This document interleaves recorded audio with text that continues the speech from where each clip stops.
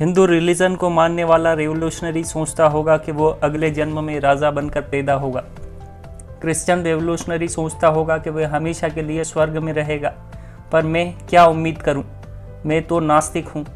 मैं बस ये जानता हूं कि जब वो रस्सी मेरे गले में होगी और मेरे पैरों के नीचे से बीम को हटा लिया जाएगा, वही सबसे बड़ा सच होगा, वही मेरा अंत होगा। कोई अगला जन्म या मौत के बाद की ज़िंदगी नहीं होगी। बस मैं और मेरी आत्मा हमेशा के लिए चले जाएंगे और कुछ नहीं होगा। मेरे पास बस एक छोटी सी ज़िंदगी थी जो मैंने एक मकसद के लिए जी। मेरा कोई अपना सेल्फिश मकसद नहीं था। मुझे इसके बदले में कुछ नहीं चाहिए, कोई इनाम नहीं चाहिए, ना ही इस जन्म में ना अगले जन्म में।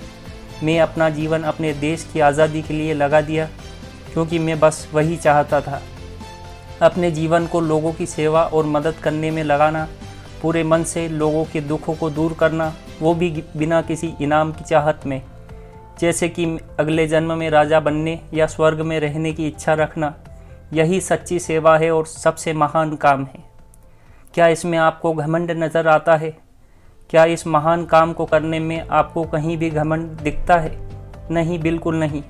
हमें उन लोगों को माफ़ कर देना चाहिए जो इस गहरी बात को समझ नहीं सकते, महसूस नहीं कर सकते, जो मुझ पर इल्ज़ाम लगाते हैं कि उनके पास बस कहने के लिए दिल है मगर भावनाएं नहीं हैं। ये बहुत दुख की बात है कि मेरा खुद पर जो भरोसा है उसे घमंड समझा गया है। ये बात तकलीफ़ देती है, लेकिन आप दूसरों की सोच को कंट्रोल नहीं कर सकते। अगर किसी बात पर सवाल उठाओ या किसी बड़े आदमी के खिलाफ कुछ बोलो तो इसे आपका घमंड समझा जाता है। लोग सोचते हैं कि ये खुद को बहुत बड़ा और महान समझता है। क्या ऐसी सोच अंधविश्वास नहीं है? एक रेवोल्यूशनरी होने के कारण मैं आज़ाद ख्यालों वाला हूँ। मुझे पुरानी बातों को और सोच को चैलेंज करने का हक होना चाहिए। एग्ज़ाम्पल के लिए गांधी जी की बात करते हैं। वो एक महान इंसान थे। उनके खिलाफ कोई कुछ बोल नहीं सकता था। उन्हें पॉलिटिक्स, इकोनॉमिक्स, एथिक्स और रिलीजन के बारे में जो कुछ भी कहा सब ठीक ही होगा। इससे कोई फ़र्क नहीं पड़ता कि आप उनकी बातों से सहमत हैं या नहीं। बस आपको उसे सच मानकर अपनाना होगा। क्या इस तरह की सोच हमें कभी आगे बढ़ने देगी? मुझे पक्का पता है, बिल्कुल नहीं। ये आज़ाद सोच तो बिल्कुल नहीं है। ये तो बस एक रिएक्शन है। ये अंधविश्वास जैसा ही है। ये वैसा ही है जैसा कि आप भगवान की पूजा करते हैं क्योंकि आपके घर के बड़ों ने ऐसा किया था। मैं साफ साफ बता देना चाहता हूँ, घमंड मेरे नास्तिक होने का कारण बिल्कुल नहीं है। इसे पढ़ने वाले रीडर्स पर डिपेंड करता है कि वो मेरे जवाबों से संतुष्ट हैं या नहीं। मैं ये भी जानता हूँ कि इस समय भगवान पर भरोसा करने से मुझे शक्ति मिलेगी, मेरी मुसीबतें कम हो जाएगी, इस तकलीफ़ में भी आनंद आने लगेगा। पर मैं तो नास्तिक हूँ, इसलिए चीज़ें मुश्किल और रूखी सूखी है। अपने फ्यूचर का सामना करने के लिए मुझे किसी अंधविश्वास की ज़रूरत नहीं है। मैं मुक्ति पाने की इच्छा में खुद को खोना नहीं चाहता। मैं रियलिटी में जीना चाहता हूँ। मेरी किस्मत में जो कुछ लिखा होगा मैं उसे एक्सेप्ट कर लूँगा और मैं इसे कारण को सोच समझकर एक्सेप्ट करूँगा। ये थोड़ा मुश्किल है, लेकिन मैं पूरी कोशिश करूँगा कि मैं इसमें सफल हो जाऊँ। अगर मेरे नास्तिक होने का कारण घमंड नहीं है तो फिर क्या है? अब मैं इस बात का जवाब देने जा रहा हूँ। पुराने समय के लोगों के पास इस दुनिया के राज को समझने का कोई तरीका नहीं था, इसलिए उन्होंने भगवान के होने का आइडिया निकाला। उनके पास कोई सबूत नहीं था कि सूरज कैसे उगता है, कैसे शाम होती है और शाम होने पर सूरज ढल जाता है। उन्हें पता नहीं था कि बारिश क्यों होती है या आग कैसे काम करती है। इसलिए हर एक ने अपनी बात को समझाने के लिए अलग अलग बातें बनाना शुरू कर दी।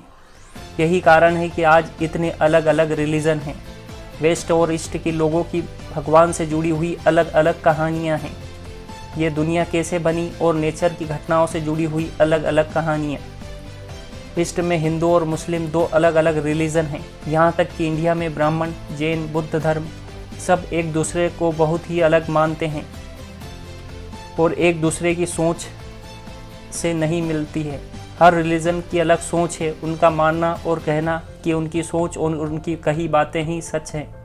यही सोच मुझे दुख पहुंचाती है। काश कि पुराने समय के बुद्धिमान और समझदार लोग एक साथ होकर सोचते तो इस दुनिया के रहस्यों का असली कारण उन्हें समझ आता, पर ऐसा तो हुआ ही नहीं। कोई अपनी बातों से पीछे हटने को तैयार ही नहीं था, कोई दूसरों की बात मानने को तैयार ही नहीं था। इसका रिजल्ट यह हुआ कि हम इंसान सच्चाई से बहुत दूर हो गए हैं, हमें असलियत का ज्ञान ही नहीं है।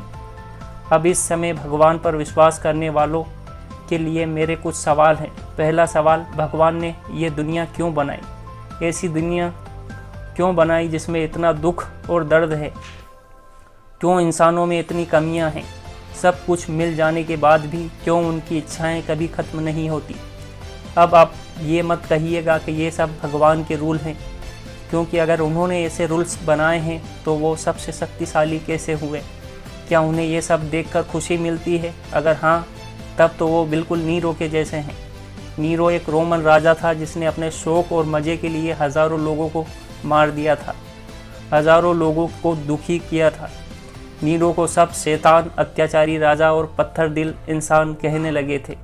ये भगवान नीरो से अलग कैसे हुए?